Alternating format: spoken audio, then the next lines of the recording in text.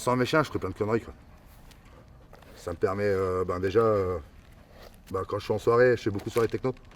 Donc quand je suis en soirée, ça me permet de me dire, il faut qu'à cette heure-ci, j'aille m'occuper de mes chiens. Donc ça me permet d'avoir une certaine lucidité.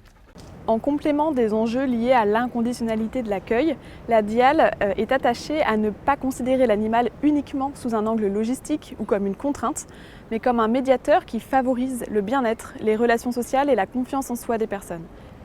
Ce qui est derrière moi, c'est ce qu'on appelle le lieu de répit, qui se situe à Houpley-en-Couenne, sur le secteur de Lille. Donc nous, on fait partie d'un dispositif qui répond à un appel à manifestation d'intérêt, qui s'appelle Propose. Donc propose, ça veut dire proposer, raccrocher, orienter et faire une pause également. Et donc aussi dans ce lieu, on accueille les animaux, sans exception. Les chiens ont toujours été accueillis, ça n'a même pas été un sujet de débat, parce que c'est une évidence que les personnes qui sont à la rue, qui ont des chiens, ne peuvent pas être bloquées par rapport à ça. Et donc il faut faire du chien de la personne un moyen d'insertion. Et c'est vrai que Benoît, quand il est venu un peu nous dire « coucou, je suis là », on a tout de suite sauté sur l'occasion. Mon rôle à moi je suis éducateur spécialisé au départ et intervenant en médiation animale. Mon sujet, c'est vraiment de travailler pour la personne et avec la personne. Je ne suis pas éducateur canin, c'est pas le but. Moi, mon sujet, c'est vraiment le bénéficiaire. Soit je viens faire des interventions quand ils sont ici sur leurs 15 jours d'hébergement, soit voilà, je peux travailler sur leur lieu de vie ou en ville ou dans des parcs. Voilà. On adapte vraiment les séances, on les fait sur les lieux importants pour les personnes et pour les chiens, des lieux connus, des lieux inconnus. Il faut vraiment essayer de leur montrer les moments où là c'est permis, je vous laisse faire et c'est ok, et les moments où par contre là je vous demande d'être posé. Et ça c'est vraiment un truc que j'ai besoin dans la vie de tous les jours, quoi, tu vois. Je comprends. Le problème c'est que attends, ils sont tout le temps en liberté. Donc c'est ça. Tout le temps, mais comme tu vas reprendre des formations, comme tu vas avoir des temps où tu auras besoin qu'ils ne soient pas en liberté et que toi tu auras besoin de temps, soit d'absence, soit des moments où toi tu auras besoin de travailler des choses comme ça, il faudra qu'on travaille ça pour que ça te permette toi de te dégager du temps aussi pour pouvoir avancer dans tes projets. Il y a beaucoup d'associations qui n'ouvrent pas la porte aux animaux, aux chiens.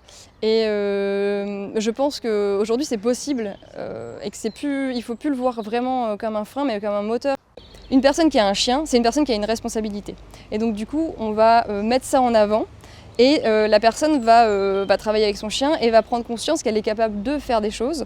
Et donc ça va être un peu travailler sur l'estime de soi, ça va être travailler sur si je suis capable de faire ça, je peux être capable de faire autre chose. Et tout est possible et c'est pas parce que tu as un chien que tu ne peux pas travailler, tu ne peux pas avoir un logement. Nous avons déjà discuté avec certains d'entre vous, mais toutes les idées sont les bienvenues. Voici le plan et zones identifiées. On en discute. Antoine. Donc si tu as des chiens qui s'accordent bien, là tu pourrais faire en grand. On va essayer de créer un chenil, donc pas que nous, avec les personnes qui sont également hébergées, qui ont des chiens ou pas. Et donc l'idée c'est de créer un petit groupe. On demande toujours nos avis pour tout. Donc on fait souvent des petites réunions entre nous pour voir, comme là propose en fait, je fais partie de l'organisation. On fait des réunions entre nous, entre personnes de l'organisation, plus l'équipe éducative. Et derrière, toutes les personnes qui sont hébergées à ce moment-là peuvent venir à la réunion et tout le monde peut dire ses idées et son mot à dire.